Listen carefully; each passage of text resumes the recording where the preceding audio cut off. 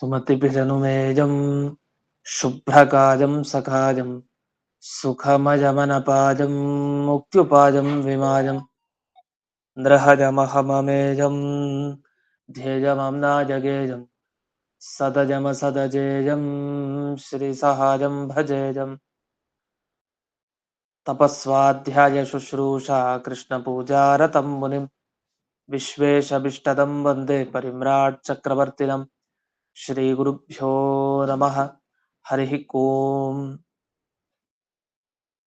श्रियः पत्ये नित्या गणितगुणमाणिक्यविशदप्रभा जालोल्लासोपहत सकलावद्यतमसे जगज्जन्मस्थेमप्रलयरचनाशीलवपुषे नमो शेषाम्नाजस्मृतिहृदयदीप्ताय हरदे येन प्रादुरभाविभूमिवलजे व्यस्तारिगोसन्ततिः प्राबोधिश्रुतिपङ्कजं करुणया प्राकाशितत्वं परं ध्वान्तं ध्वं समनाजि साधुनिकरश्चाकारि सन्मार्गगः तेन व्यासदिवाकरेण सततं मात्याजि मे मानसं व्याप्तिर्यस्य निजे निजे नमः सा पक्षे सपक्षे स्थितिः व्यावृत्तिश्च विपक्षतोऽथ विषये सक्तिर्न वै बाधिते नैवास्ति प्रतिपक्षयुक्तिरतुलं शुद्धं प्रमाणं समे भूयात् तत्त्वविनिर्णयाय भगवान् आनन्दतीर्थो मुनिः भवति यदनुभावात्येडमूकोऽपि वाग्मी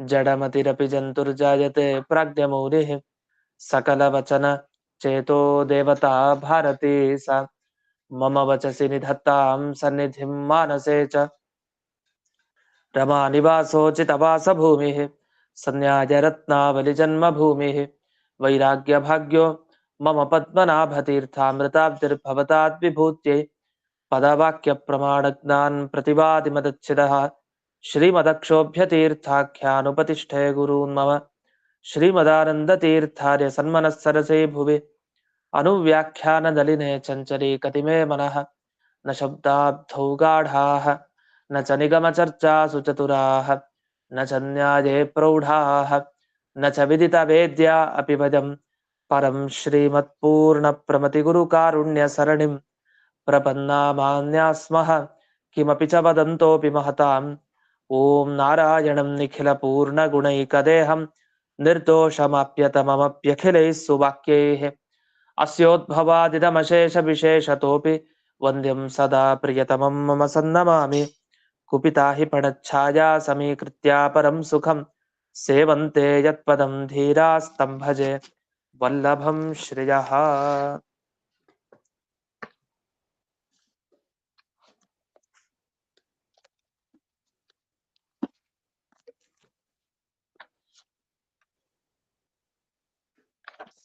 ನೆನೆ ದಿವಸ ಭಗವಂತನ ಗುಣಗಳನ್ನ ಎಲ್ಲವನ್ನು ಹೇಳೋದಿಲ್ಲ.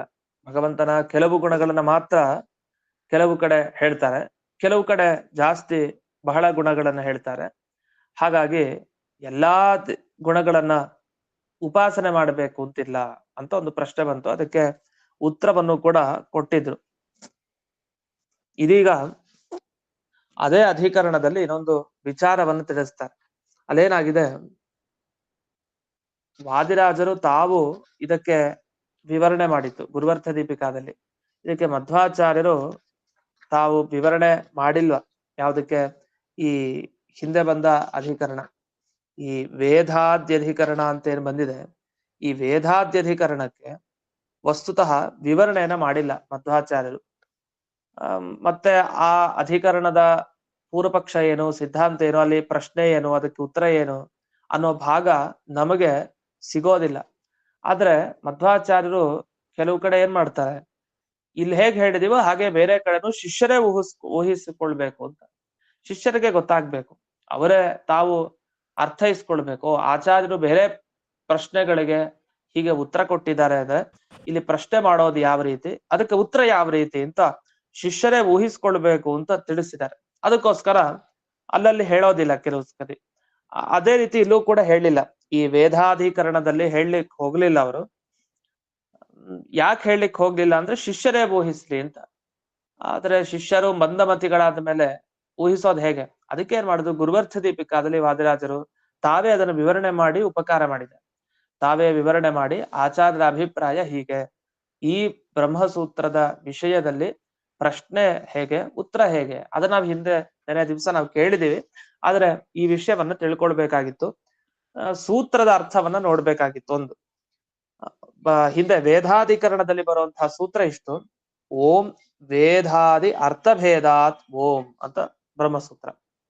ಇದಕ್ಕೆ ಅರ್ಥ ಇಷ್ಟು: ವೇದಾದಿ ಅಂದ್ರೆ ವೇದನ ಅಂದ್ರೆ ದುಷ್ಟರಿಗೆ ಶಿಕ್ಷೆ ಕೊಡೋದು ಅಂತ ಅರ್ಥ, ದುಷ್ಟರ ಸಂಹಾರ. ದೇವರು ದುಷ್ಟರ ಸಂಹಾರ ಮಾಡ್ತಾನೆ, ಅವನು ಶಿಕ್ಷೆ ಕೊಡ್ತಾನೆ, ನರಕಕ್ಕೆ ತಳ್ತಾನೆ, ಅಂಧನ್ ತಮಸ್ಸಕ್ಕೆ ತಳ್ತಾನೆ. ಇಂಥ ಗುಣಗಳನ್ನ ಉಪಾಸನೆ ಮಾಡಬಾರ್ದಂತೆ. ಯಾರು ಮಾಡಬಾರ್ದು? ಯತಿಗಳು ಮಾಡಬಾರದು. ಯಾರು ಯತಿಗಳಾಗಿರ್ತಾರೆ ಆ ಯತಿಗಳು ಇಂಥ ದುಷ್ಟ ಸಂಹಾರ ಮಾಡಿದ ಆ ಭಗವಂತ ಅಂತ ಈ ರೀತಿ ಧ್ಯಾನವನ್ನ ಉಪಾಸನೆಯನ್ನ ಮಾಡ್ತಾ ಇರಬಾರ್ದು. ಪ್ರವಚನದಲ್ಲಿ ಹೇಳ್ಬಾರ್ದು ಅಂತಲ್ಲ, ಅವರು ಧ್ಯಾನ ಮಾಡ್ಬೇಕಾದ್ರೆ ಇಂಥ ಧ್ಯಾನ ಅವ್ರು ಮಾಡಬಾರ್ದು ಅಂತ ಇದೆ. ಯಾಕೆ? ಅರ್ಥಭೇದ, ಫಲದಲ್ಲಿ ವ್ಯತ್ಯಾಸ ಇದೆ. ಅವ್ರು ಯಾರ್ಯಾರು ಸಂಹಾರ ಮಾಡ್ಬೇಕಾಗಿದೆಯಾ? ಯಾರ ಸಂಹಾರ ಅಲ್ಲ, ಅವರು ಶಾಂತಿಯನ್ನ ಬಯಸೋರು ಯತಿಗಳು. ಅಂದ್ಮೇಲೆ ಯಾವುದೇ ಸಂಹಾರದ ಅಪೇಕ್ಷೆ ಇಲ್ಲ. ಅದರಿಂದ ಭಗವಂತ ದುಷ್ಟರ ಸಂಹಾರ ಮಾಡ್ತಾರೆ ಅಂತ ವಿಶೇಷವಾಗಿ ಅವನು ಕತ್ತರಿಸ್ತಾನೆ, ತುಂಡು ತುಂಡು ಮಾಡ್ತಾನೆ. ಹೀಗೆಲ್ಲ ವಿಚಾರವನ್ನ ತಾವು ಮನಸ್ಸಿಗೆ ತಂದುಕೊಳ್ಳದೆ, ತಮ್ಮ ಬುದ್ಧಿಯಲ್ಲಿ ಒಟ್ಟಿಗೆ ಇಟ್ಟುಕೊಳ್ಳದೆ, ತಾವು ಬೇರೆ ಅನೇಕ ಗುಣಗಳಿದೆ ಅಂತಹದನ್ನ ಧ್ಯಾನ ಮಾಡ್ಬೇಕು. ಹಾಗಾಗಿ ಈ ಫಲದಲ್ಲಿ ವ್ಯತ್ಯಾಸ ಇದ್ದಾಗ ಇಂಥ ಧ್ಯಾನ ಯತಿಗಳು ಮಾಡೋ ಹಾಗಿಲ್ಲ ಅಂತ ಒಂದು ಮಾತು ಬಂತ ಹಿಂದೆ. ಇದಾದ ಮೇಲೆ ಇನ್ನೊಂದು ಪ್ರಶ್ನೆಗೆ ಹೋಗ್ತಾರೆ. ಈಗ ಹೊಸ ಅಧಿಕರಣಕ್ಕೆ ಬರ್ತೀವಿ. ಅಲ್ಲಿ ಏನ್ ಅರ್ಥವನ್ನ ಇಲ್ಲಿ ತಿಳಿಸ್ತಾರೆ ಅಂತ ನೋಡೋಣ. ಅದರ ಮುಂಚೆ ಇಲ್ಲಿ ಗುರುವರ್ಥ ದೀಪಿಕಾದ ಒಂದು ವಾಕ್ಯ, ಒಂದೆರಡು ವಾಕ್ಯ ಈ ಕೊನೆಗೆ ಓದ್ಬೇಕು. ಅದ ವಿಷಯವನ್ನ ಹೇಳಿದೀನಿ, ವಾಕ್ಯವನ್ನ ಓದ್ಬೇಕು. ಇಲ್ಲಿ ವಾಕ್ಯದಲ್ಲಿ ಏನ್ ಹೇಳಿದ್ದಾರೆ: ನಯಃ ವಿರೋಧಾರ್ಥಕತ್ವೇಪಿ ದುಷ್ಟ ಪ್ರಯೋಜನ ವಿರೋಧಿತ ಅಪ್ರಯೋಜನತಾ ಜ್ಞೇಯ ಅಂತ ಹೇಳಿದ್ದಾರೆ. ಅಂದ್ರೆ ಈ ನ ಅನ್ನೋ ಶಬ್ದಕ್ಕೆ ವಿರೋಧ ಅಂತ ಅರ್ಥ ಇದೆ. ನ ಅನ್ನೋ ಶಬ್ದ ಅಂದ್ರೆ ಉದಾಹರಣೆಗೆ ನ ಬ್ರಾಹ್ಮಣ ಅಂತ ಹೇಳ್ತಾ ಇರ್ತೀವಿ. ಇವನು ಬ್ರಾಹ್ಮಣನ? ಇವನು ಬ್ರಾಹ್ಮಣ ಅಲ್ಲ. ನ ಅಂದ್ರೆ ಅಲ್ಲ, ಭೇದ ಅಂತ ಅರ್ಥ. ಸಾಮಾನ್ಯವಾಗಿ ಭೇದ ಅನ್ನೋ ಅರ್ಥ ಇರುತ್ತೆ. ಅದೇ ವಿರೋಧ ಅಂತಾನೂ ಅರ್ಥ ಇದೆ. ಇವರು ಅಸುರರು ಅಂತ ಹೇಳ್ತೀವಿ. ಅಸುರರು ಅಂದ್ರೇನರ್ಥ? ಸುರರ ವಿರೋಧಿಗಳು ಅಂತ ಅರ್ಥ. ಅಸುರರು ಅನ್ನೋ ಶಬ್ದಕ್ಕೆ ಸುರರು ಅಲ್ಲ, ದೇವತೆಗಳಲ್ಲ ಅಂತವ್ರು ಅಂತ ಅರ್ಥ ಅಲ್ಲ. ದೇವತೆಗಳು ಅಲ್ದೇ ಇರೋರೆಲ್ಲ ಅಸುರರಾದ್ರೆ ಮನುಷ್ಯರು ಏನಾಗ್ಬೇಕು? ಅವರು ಅಸುರರಾಗ್ಬೇಕಾಗಿ ಬರುತ್ತೆ. ಯಾಕೆ? ಅವರೇ ದೇವತೆಗಳಲ್ವಲ್ಲ. ಹಾಗಾಗಿ ಅಸುರ ಅನ್ನೋ ಶಬ್ದಕ್ಕೆ ಸುರರು ಅಲ್ಲ ಅಂತ ಅರ್ಥ ಅಲ್ಲ, ಸುರರ ವಿರೋಧಿಗಳು ಅಂತ ಅರ್ಥ. ಮನುಷ್ಯರು ದೇವತೆಗಳ ವಿರೋಧಿ ಅಲ್ಲ, ದೇವತೆಗಳನ್ನ ಧ್ಯಾನ ಮಾಡೋರು. ಕೆಲವರು ಇರ್ತಾರೆ ದೇವತೆಗಳ ವಿರೋಧಿಗಳು, ಅವ್ರಿಗೆ ಅಸುರರು ಅಂತಾನೆ ಕರಿಬೇಕು ಅಷ್ಟೇ. ಅಂತೂ ಯಾರು ಸುರ ವಿರೋಧಿಗಳು ಅವ್ರನ್ನ ಅಸುರರು ಅಂತ ಕರೀತಾರೆ, ಹೊರತು ಸುರರು ಅಲ್ಲದೇ ಇರೋರ್ನ ಅಸುರರು ಅಂತ ಕರೆಯೋದಲ್ಲ. ಆ ಸಂದರ್ಭದಲ್ಲಿ ನ ಅಸುರ, ಸುರರು ನ ಅಂತ ಹೇಳಿದ್ರೆ ಸುರರ ವಿರೋಧಿಗಳು ಅಂತ ಹಾಗರ್ಥವನ್ನ ಹೇಳ್ತಾರೆ. ಹಾಗೆ ಇಲ್ಲೂ ವಿರೋಧ ಅನ್ನೋ ಅರ್ಥವನ್ನ ಇಟ್ಕೊಳ್ಬೇಕು. ಆಗ ಅಪ್ರಯೋಜನತಾ, ಅಪ್ರಯೋಜನತಾ ಅಂದ್ರೆ ದುಷ್ಟರ ಪ್ರಯೋಜನ ಏನಿದೆ, ದುಷ್ಟರಿಗೆ ಏನ್ ಪ್ರಯೋಜನ ಅಂದ್ರೆ ಸಜ್ಜನರಿಗೆ ದ್ರೋಹ ಮಾಡೋದು. ಆ ಸಜ್ಜನರಿಗೆ ದ್ರೋಹ ಮಾಡುವಂತಹ ಪ್ರಯೋಜನ ಅದು ಉಂಟಾಗೋದಿಲ್ಲ ಅಂತ ಅರ್ಥ. ಅಷ್ಟೇ ಅಲ್ಲ, ಯತೀನಾಮಪಿ ಬ್ರಹ್ಮೋಪಾಸ್ತೋ ಅಧಿಕಾರಿತ್ವೇನ ಆನತೆ ಪ್ರಾಪ್ತೆ. ಯತಿಗಳು ಕೂಡ ಬ್ರಹ್ಮದೇವರ ಅಂದ್ರೆ ಪರಮಾತ್ಮನ ಉಪಾಸನೆ ಮಾಡ್ಲಿಕ್ಕೆ ಅವರು ಅಧಿಕಾರಿಗಳು, ಅವರು ಕೂಡ ಉಪಾಸನೆನ ಮಾಡ್ಬೇಕು. ಆದ್ರೆ ಅವರು ಹಿಂಸಾತ್ಮಕವಾದ ವಿದ್ಯೆಯಲ್ಲಿ ಅವ್ರಿಗೆ ಅಧಿಕಾರ ಇಲ್ಲ. ಹಿಂಸೆಯ ಬಗ್ಗೆ ಎಲ್ಲಿ ಬರುತ್ತಲ್ಲ ಅಂತಹದ್ರಲ್ಲಿ ಯತಿಗಳು ತಾವು ಧ್ಯಾನ ಮಾಡೋ ಹಾಗಿಲ್ಲ. ಅವರು ಅಹಿಂಸಾವಾದಿಗಳು ಯತಿಗಳು, ಯಾವಲ್ಲೂ ಶಾಂತಿ ಪ್ರಿಯರು. ಅದನ್ನ ಆಗ್ಲೇ ತಿಳಿಸಿತ್ತು. ಹಾಗಾಗಿ ಈ ಛೇದನ ಭೇದನ, ಭಗವಂತ ತಾನು ಒಂದೊಂದು ಅವತಾರದಲ್ಲಿ ಆಯುಧ ಎತ್ತುಕೊಂಡು ಸೀಳ್ ಹಾಕದ, ಕೊಚ್ಚ ಹಾಕದ, ಹಾಗೆ ಹೀಗೆ ಅಂತ ಈ ತರದ ಧ್ಯಾನವನ್ನ ಯತಿಗಳಾದವರು ಮಾಡೋದಿಲ್ಲ. ಇಷ್ಟನ್ನ ಹೇಳಿ ಅಲ್ಲಿ ವಾದಿರಾಜರು ಒಂದು ಮಾತು ಹೇಳ್ತಾರೆ: ನ್ಯಾಯ ವಿವರಣೆಯತು ಭಾಷ್ಯಾದಿ ದಿಶಾ ಶಿಷ್ಯೇರೇವ ಮುಖ್ಯತಾಮಿತಿ ನೋಕ್ತಂ ಆವೃತ್ತೆ ತತ್ರ ತತ್ರ ದರ್ಶಿತತ್ವಾಚ ನ ಪೃಥಗ್ ಉಕ್ತಂ. ವಸ್ತುತಃ ನ್ಯಾಯ ವಿವರಣ ಗ್ರಂಥದಲ್ಲಿ ಮಧ್ವಾಚಾರ್ಯರು ಭಾಷ್ಯ ಗ್ರಂಥ ನೋಡ್ಕೊಂಡೇ ಶಿಷ್ಯರೆಲ್ಲ ಊಹೆ ಮಾಡ್ಕೊಳ್ಳಿ ಅಂತ ಹೇಳಿಲ್ವಂತೆ ಈ ಅಧಿಕರಣದ ಬಗ್ಗೆ ಬಂದಾಗ. ಯಾಕೆಂದ್ರೆ ಅಲ್ಲಲ್ಲಿ ಒಂದೇ ಶಬ್ದದಿಂದ ಅನೇಕ ಬಾರಿ ಉತ್ತರ ಕೊಟ್ಟಿರ್ತಾರೆ. ಒಂದೇ ಶಬ್ದ ಮೂರ್ ಸಲ ಇಟ್ಕೊಂಡ್ರೆ ಎಲ್ಲದಕ್ಕೂ ಒಂದೇ ಮಾತಿನಲ್ಲಿ ಉತ್ತರ ಕೊಟ್ಬಿಡೋದು ಒಂದ್ 3-4 ವಿಷಯಗಳಿಗೆ. ಹಾಗೆ ಅನೇಕ ರೀತಿ ಶಬ್ದಗಳನ್ನ ಬಳಸಿದ್ದಾರೆ ಅನೇಕ ಸಲಿ. ಆ ತರ ಇಲ್ಲೂ ಗ್ರಹಿಸ್ಬೇಕು ಅಂತ ಇಷ್ಟನ್ನ ಹೇಳಿ ಮುಂದಿನ ಅಧಿಕರಣಕ್ಕೆ ಹೋಗ್ತಾ ಮುಕ್ತೋಪಾಸನಾಧಿಕರಣ ಅಂತ ಮುಂದಿನ ಅಧಿಕರಣದ ಹೆಸರು. ಮುಕ್ತೋಪಾಸನಾಧಿಕರಣ ಅಥವಾ ಹಾನೌತೂಪಾಯನ ಅಧಿಕರಣ, ಹಾನೌತೂಪಾಯನಾಧಿಕರಣ ಅಂತಾನೂ ಕರೀತಾರೆ. ಇಲ್ಲಿ ಮುಕ್ತೋಪಾಸನಾಧಿಕರಣದಲ್ಲಿ ಬರುವಂತಹ ವಿಷಯ ಏನು ಅಂದ್ರೆ, ಈ ಒಂದು ಬ್ರಹ್ಮಸೂತ್ರ ಇದೆಯಲ್ಲ, ಇದು ತುಂಬಾ ದೊಡ್ಡ ಸೂತ್ರ. ಇದು ನೀವು ಆ ಬ್ರಹ್ಮಸೂತ್ರವನ್ನ ಒಮ್ಮೆ ನೋಡ್ಬೇಕು. ಆ ಸೂತ್ರವನ್ನ ಓದೋಣ ಮೊದಲಿಗೆ. ಓಂ ಹಾನೌತು ಉಪಾಯನ ಶಬ್ದಶೇಷತ್ವಾತ್ ಕುಶಾತ್ ಛಂದಸ್ತತ್ಯುಪಗಾನವತ್ ತದುಕ್ತಂ ಓಂ ಅಂತ ಬ್ರಹ್ಮಸೂತ್ರ ಇದೆ. ಸ್ವಲ್ಪ ದೀರ್ಘವಾದದ್ದು. ಓಂ ಹಾನೌತೂಪಾಯನ ಶಬ್ದಶೇಷತ್ವಾತ್ ಕುಶಾತ್ ಛಂದಸ್ತುತ್ಯುಪಗಾನವತ್ ತದುಕ್ತಂ ಓಂ ಅಂತ. ಈ ಬ್ರಹ್ಮಸೂತ್ರದಲ್ಲಿ ಮಾಡುವಂತಹ ವಿಚಾರ ಇಷ್ಟು. ಈಗ ಮೋಕ್ಷಕ್ಕೆ ಹೋದವ್ರ ಬಗ್ಗೆ ವಿಚಾರ ಮಾಡ್ತಾರೆ. ಈಗಾಗಲೇ ಮೋಕ್ಷಕ್ಕೆ ಹೋಗಿದ್ದಾರೆ, ಅವ್ರು ದೇವರ ಧ್ಯಾನ ಮಾಡಬೇಕಾ ಬೇಡ್ವಾ ಅದು ಪ್ರಶ್ನೆ. ಈ ಸಂಸಾರದಲ್ಲಿರೋರು ಮಾಡ್ಬೇಕು ದೇವರ ಧ್ಯಾನ, ಗುಣಗಳ ಉಪಾಸನೆ. ಎಷ್ಟು 4, 10, 20 ಅನಂತನ ಏನು ಎಲ್ಲಾ ಗುಣವು ಮಾಡ್ಬೇಕಾ? ಹೀಗೆಲ್ಲ ಸಂಸಾರದಲ್ಲಿರೋರ್ಗೆ ಒಂದು ಗೊಂದಲ. ಯಾಕೆ? ಇವ್ರಿಗಿನ್ನು ಮೋಕ್ಷ ಸಿಕ್ಕಿಲ್ಲ. ಸಂಸಾರದಲ್ಲಿರೋರ್ಗೆ ದೇವರು ಮೋಕ್ಷ ಕೊಡಬೇಕು ಅಂತ ಆದ್ರೆ ದೇವರ ಬಗ್ಗೆ ಧ್ಯಾನ ಮಾಡೋದು ಅಗತ್ಯ ಇದೆ. ಯಾರು? ಸಂಸಾರದಲ್ಲಿರೋರ್ಗಿದಾಯ್ತು. ಮೋಕ್ಷಕ್ಕೆ ಹೋದವ್ರಿಗಂತೂ ಈ ಅವಸ್ಥೆ ಇಲ್ವಲ್ಲ. ಮೋಕ್ಷಕ್ಕೆ ಹೋಗಂತೂ ಆಗಿದೆ. ಅಲ್ಲವ್ರು ದೇವ್ರ ಧ್ಯಾನ ಮಾಡ್ಬೇಕಾ ಬೇಡ್ವಾ? ದೇವ್ರ ಧ್ಯಾನ ಮಾಡ್ಬೇಕಾಗಿಲ್ಲ ಅಂತ ಪ್ರಶ್ನೆ ಮಾಡ್ತಾರೆ. ಯಾಕೆ? ದೇವರ ಧ್ಯಾನ ಮಾಡ್ತಾರೆ ಅಂತ ಇಟ್ಕೊಳ್ಳಿ. ಮಾಡಿದಾಗ ಆ ದೇವರ ಧ್ಯಾನಕ್ಕೊಂದು ಫಲ ಇರ್ಲೇಬೇಕು. ಸುಮ್ನೆ ಧ್ಯಾನ ಮಾಡಿ ಏನೂ ಫಲ ಇಲ್ಲ ಅಂದ್ರೆ ಧ್ಯಾನ ಯಾಕೆ ಮಾಡ್ಬೇಕು? ಹಾಗಾದ್ರೆ ಯಾವುದು ದೇವರಿಗೆ ಸಂಬಂಧಪಟ್ಟ ಧ್ಯಾನವೋ ಅದನ್ನ ಮಾಡಿದಾಗ ಅವನಿಗೊಂದು ಫಲ ಸಿಕ್ಕೇ ಸಿಗತ್ತೆ ಅಂತ ಅರ್ಥ. ಹಾಗಾದ್ರೆ ಮೋಕ್ಷಕ್ಕೆ ಹೋದವನು ದೇವರ ಧ್ಯಾನ ಮಾಡ್ದ ಒಂದು ಫಲ ಸಿಗ್ಬೇಕು. ಆದ್ರೆ ಫಲ ಸಿಗ್ತಾ ಇಲ್ಲ. ಯಾಕೆ ಫಲ ಸಿಗ್ತಾ ಇಲ್ಲ? ಅವನಿಗೆ ಸಿಕ್ಕಾಗಿದೆಯಲ್ಲ ಮೋಕ್ಷ, ಇನ್ನೇನ್ ಸಿಗ್ಬೇಕಾಗಿದೆ. ಅದು ಮೋಕ್ಷ ಸಿಕ್ಕಾದ ಮೇಲೆ ಇನ್ನು ಯಾವುದೇ ಫಲ ಅವನಿಗೆ ಧ್ಯಾನ ಮಾಡಿ ಪಡೆಯಬೇಕಾದದ್ದಿಲ್ಲ. ಒಂದು ವೇಳೆ ಧ್ಯಾನ ಮಾಡಿ ಏನಾದ್ರೂ ಒಂದು ಹೊಸ ಫಲ ಅವನಿಗೆ ಮೋಕ್ಷದಲ್ಲಿ ಸಿಗ್ತಾ ಇದೆ ಅಂದ್ರೆ ಅದು ಎಂಥ ಮೋಕ್ಷ? ಹಾಗಾದ್ರೆ ಆ ಮುಕ್ತ ಯಾರು ಮೋಕ್ಷಕ್ಕೆ ಹೋಗ್ತಾನೆ ಅವನು ಅಪರಿಪೂರ್ಣ ಅಂತ ಆದ. ಯಾಕಂದ್ರೆ ಅವನಿಗೂ ಕೂಡ ಸಿಕ್ಕಿಲ್ಲ. ಅವನು ಇನ್ನೂ ಧ್ಯಾನ ಮಾಡಿ ಇನ್ನೂ ಬೇರೆ ಫಲ ಪಡ್ಕೊಳ್ಬೇಕಾಗಿದೆಯಲ್ಲ. ಆದ್ರೆ ಯಾರು ಕೂಡ ಮುಕ್ತರನ್ನ ಅಪರಿಪೂರ್ಣರು ಅಂತ ಕರೆಯಲ್ಲ. ಅಂದ್ರೆ ಇನ್ನೂ ಪಡಿಬೇಕಾಗಿದ್ದಿದೆ ಮುಕ್ತರಿಗೆ ಅಂತ ಯಾರು ಹೇಳಲ್ಲ. ಅವ್ರಿಗಿನ್ನೂ ಕೂಡ ಸ್ವಲ್ಪ ನ್ಯೂನತೆ ಇದೆ ಅಂತ ಯಾರು ಒಪ್ಕೊಳ್ತಾರ? ಇಲ್ಲ. ಮುಕ್ತರು ಅಂತ ಯಾರನ್ನ ಕರೀತಾರೆ? ಎಲ್ಲಾ ಕಷ್ಟಗಳಿಂದ ಮುಕ್ತಿ ಪಡೆದು ಎಲ್ಲಾ ಸುಖವನ್ನ ಅನುಭವಿಸ್ತಾ ಇರೋರು, ಅಂಥವ್ರನ್ನ ಮುಕ್ತರು ಅಂತ ಕರೀತಾರೆ. ಈ ಮೋಕ್ಷಕ್ಕೆ ಹೋದ್ಮೇಲೂ ಇನ್ನೂ ಪಡೆದಿಲ್ಲ ಅಂತ ಆದ್ರೆ ಆ ಮೋಕ್ಷದಲ್ಲಿ ಇಂಥವ್ರನ್ನ ಹೇಗ್ ಮುಕ್ತರು ಅಂತ ಕರೆಯೋದು? ಅಂಥವ್ರು ಅಪರಿಪೂರ್ಣರಾಗ್ಬಿಡ್ತಾರೆ, ಪೂರ್ಣರೇ ಅಲ್ಲ. ಅದಕ್ಕೋಸ್ಕರ ಏನಾಯ್ತು ಅಂದ್ರೆ ಸಮಸ್ಯೆ, ಒಂದ್ ವೇಳೆ ಮೋಕ್ಷದಲ್ಲಿ ಉಪಾಸನೆಯನ್ನ ನೀವು ಹೇಳೋದಿದ್ರೆ ಅದಕ್ಕೊಂದು ಫಲ ಕೊಡ್ಬೇಕು. ಅದಕ್ಕೇನೋ ಒಂದು ಫಲ ಸಿಗ್ಬೇಕು ಅದ್ ಮಾಡೋದ್ರಿಂದ. ಫಲ ಸಿಗತ್ತೆ ಅಂತ ಆದ್ರೆ ಆ ಮೋಕ್ಷದಲ್ಲಿ ಇರೋರೆಲ್ಲ ಅಪರಿಪೂರ್ಣರು. ಅವ್ರಿಗಿನ್ನೂ ಸಿಕ್ಕಿರ್ಲಿಲ್ವಲ್ಲ. ಧ್ಯಾನ ಮಾಡೋ ಮುಂಚೆ ಅದು ಸಿಕ್ಕಿರ್ಲಿಲ್ಲ. ಯಾವಾಗ ಮೋಕ್ಷಕ್ಕೆ ಹೋದಾಗ ಅಲ್ಲಿ ಕೂತು ಧ್ಯಾನ ಮಾಡ್ತಾರೋ ಧ್ಯಾನ ಮಾಡ್ಮೇಲೆ ಸಿಕ್ತು ಅವ್ರಿಗೆ ಆ ಮೋಕ್ಷದಲ್ಲಿ. ಆಮೇಲೆ ಈ ತರ ಮೋಕ್ಷದಲ್ಲಿ ಕೂಡ ಇರೋಂತಹ ಜನರಿಗೆ, ಮುಕ್ತರಿಗೆ ಒಂದು ಫಲದಲ್ಲಿ ನ್ಯೂನತೆ ಇರುತ್ತೆ ಅಂತ ಆಯ್ತು. ಆದ್ರೆ ಇದನ್ನ ಒಪ್ಪಲ್ಲ. ಸರಿ, ಇಲ್ಲ ಅವ್ರಿಗೆ ಪೂರ್ಣ ಫಲ ಇದೆ ಅಂತ ಒಪ್ಕೊಂಡ್ಬಿಡೋಣ. ಮೋಕ್ಷದಲ್ಲಿ ಅವರಿಗೆ ಯಾವುದೇ ರೀತಿ ಗೊಂದಲಕ್ಕೆ ಅವಕಾಶನೇ ಇಲ್ಲ. ಎಲ್ಲ ಪೂರ್ಣ ಫಲ ಅವರು ಪೂರ್ಣ ಫಲವನ್ನು ಅನುಭವಿಸ್ತಾರೆ ಅಂತ ಇಟ್ಕೊಳ್ಳೋಣ. ಹಾಗಾದ್ರೆ ಉಪಾಸನೆ ಮಾಡೋ ಅವಶ್ಯಕತೆ ಇಲ್ಲ. ಯಾಕೆ ಮಾಡ್ಬೇಕು? ಪೂರ್ಣ ಆಗ್ಲೇ ಪಡೆದ ಆಗೋಗಿದೆ, ಅದನ್ನ ಅನುಭವಿಸ್ತಾ ಇರ್ತಾರಷ್ಟೇ. ಆಗ್ಲೇ ಸಿದ್ಧ, ಇಷ್ಟ ಆನಂದ ನನಗಿದೆ ಅಷ್ಟೇ ಇರೋದು, ಅದಕ್ಕಿಂತ ಹೆಚ್ಚಾಗಲ್ಲ ಅಂತ ಗೊತ್ತಿದೆ. 100 ಪಟ್ಟು ಆನಂದ ಅನುಭವಿಸೋದು. ಅವ್ನು 100 ಪಟ್ಟು ಆನಂದ ಸಿಕ್ತು, ಮೋಕ್ಷದಲ್ಲಿ ಅನುಭವಿಸ್ತಾ ಕೂತಿದ್ದಾನೆ. ಯಾಕೆ ದೇವ್ರ ಧ್ಯಾನ ಮಾಡ್ತಾ ಯಾಕೆ ಕೂಡ್ಬೇಕು? ಅವನಿಗೆ ಏನು ಉಪಯೋಗ ಇಲ್ವಲ್ಲ ಅಂತ. ಹೀಗೆಲ್ಲ ಬಂದಾಗ ಅತಿ ಪ್ರಸಂಗ. ನೀವೇನಾದರೂ ಆ ಭಗವಂತನ ಉಪಾಸನೆಯನ್ನ ಮುಕ್ತರಿಗೂ ಕೂಡಿಸ್ಲಿಕ್ಕೆ ಹೋದ್ರೆ ಆಗ ಅತಿ ಪ್ರಸಂಗ ದೋಷ ಬರುತ್ತೆ.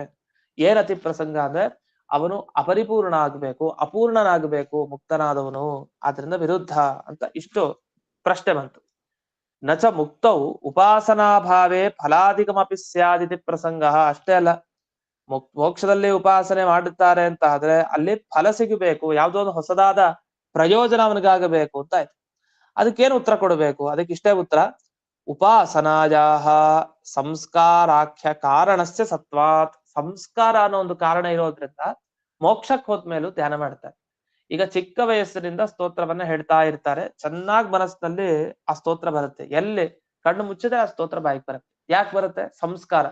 ಚಿಕ್ಕ ವಯಸ್ಸಿನಿಂದ ಮಾಡಿ ಮಾಡಿ ಹೇಳಿ ಹೇಳಿ ಹೇಳಿ ಅದನ್ನ ಕೇಳಿ ಕೇಳಿ ಅದ್ರ ಸಂಸ್ಕಾರ ಇರುತ್ತೆ. ಸಂಸ್ಕಾರ ಇದ್ದಾಗ ಸಹಜವಾಗಿ ಬರುತ್ತೆ.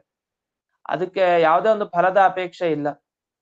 ಆಗ ಚಿಕ್ಕ ವಯಸ್ಸಿನಲ್ಲಿ ಸ್ತೋತ್ರ ಹೇಳಿದ್ರೆ ಏನೋ ಅವನಿಗೆ ಏನೋ ಕೊಡ್ತಾ ಇದ್ರು. ಏನೋ ಇದನ್ನ ಹೇಳಿದ್ರೆ ಈ ಸ್ತೋತ್ರವನ್ನ ನಿನಗಿದ್ ಕೊಡ್ತೀನಿ ಅದ್ ಕೊಡ್ತೀನಿ ಅಂತ ಆಸೆ. ದೊಡ್ಡವರಾದ್ಮೇಲೆ ಅದೇನಿಲ್ಲ, ಯಾರು ಕೊಡಲ್ಲ, ಏನು ಮಾಡಲ್ಲ. ಆದ್ರೆ ಸ್ತೋತ್ರ ಹೇಳ್ಕೊಂತಾ ಇರ್ತಾನೆ. ಯಾಕೆ ಹೇಳ್ಕೊಳ್ತಾನೆ? ಅದು ಹಿಂದಿನ ಸಂಸ್ಕಾರ ಹೇಳ್ಕೊಂಡ, ಈಗ ಹೇಳ್ಕೊಳ್ತಾ ಹೋಗ್ತಾನೆ. ಯಾರು ಕೊಡ್ತಾರೆ, ಏನೋ ಒಂದು ಪ್ರಯೋಜನ ಇದೆ ಅಂತ ಹೇಳ್ತಾ ಕೂಡಲ್ಲ ಅವನು. ಮೋಕ್ಷದಲ್ಲಿವ್ರ ಕತೆ ಹೀಗೆ. ಸಂಸಾರದಲ್ಲಿದ್ದಾಗ ಧ್ಯಾನ ಮಾಡ್ತಾ ಕೂತಿರ್ತಾರೆ, ಉಪಾಸನೆ ಮಾಡೋದು. ಯಾಕೆ ಮಾಡ್ತಾರೆ ಅಂದ್ರೆ ಅವ್ರಿಗೆ ಆಸೆ, ಮೋಕ್ಷ ಸಿಗತ್ತೆ ಮೋಕ್ಷ ಸಿಗತ್ತೆ ಅನ್ನೋ ಆಸೆ. ಆ ಮೋಕ್ಷ ಸಿಗತ್ತೆ ಅನ್ನೋದ್ರಿಂದ ಧ್ಯಾನ ಮಾಡ್ತಾ ಕೂತಿದ್ರು.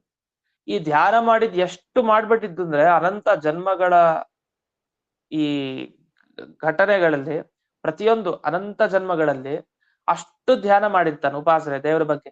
ಅಷ್ಟು ಮಾಡಿದವನ್ಗೆ ಮೋಕ್ಷಕ್ಕೆ ಹೋದಾಗ ಸಂಸ್ಕಾರ ಉಳಿಯಲ್ವಾ? ಆ ಸಂಸ್ಕಾರದಿಂದ ಅಲ್ಲೂ ಕೂಡ ಅದನ್ನೇ ಮಾಡ್ತಾನೆ ಕೆಲಸ. ಬೆಳಗ್ಗೆಯಿಂದ ಮಾಡಿದ್ಮೇಲೆ ರಾತ್ರಿ ಕಾಲದಲ್ಲೂ ಅದನ್ನೇ ಮಾತಾಡ್ತಾ ಇರ್ತಾರೆ. ಯಾಕೆ ಬೆಳಗ್ಗೆ ಮಾಡಿರ್ತಾರಲ್ಲ, ಸಂಸ್ಕಾರ ಹಾಗೆ ಉಳ್ಕೊಂಡಿರತ್ತೆ. ಅಂತೂ ಯಾವ ರೀತಿ ಸಂಸ್ಕಾರ ಹಿಂದಕ್ಕೆ ಇರುತ್ತೋ ಆ ಸಂಸ್ಕಾರವೇ ಮುಂದಕ್ಕೆ ಅನುವೃತ್ತಿ ಆಗತ್ತೆ. ಅದು ಸ್ವಭಾವ ಆಗೋಗಿರತ್ತೆ. ವಸ್ತುತಃ ಸ್ವಭಾವ ಅಲ್ಲ, ಅದ ಸ್ವಭಾವದ ತರ ಆಗೋಗಿರತ್ತೆ. ಆ ಸ್ವಭಾವದನ್ನು ಯಾರು ಬಿಡೋದಿಲ್ಲ. ಒಳ್ಳೆ ಸ್ವಭಾವ ಇದೆ, ಒಳ್ಳೆತನ ಬಂದೇ ಬರುತ್ತೆ. ಕೆಟ್ಟ ಸ್ವಭಾವ ಕೆಟ್ಟತನ ತೋರತ್ತೆ. ಸ್ವಭಾವವನ್ನ ಬದಲಾಯಿಸ್ಲಿಕ್ಕೆ ಆಗೋದಿಲ್ಲ. ಆ ತರ ಇದಾಗ್ಬಿಡತ್ತೆ. ಆ ತರಹ ಇದು ಅದೇ ಅಲ್ಲ, ಆ ತರಹ ಆಗತ್ತೆ.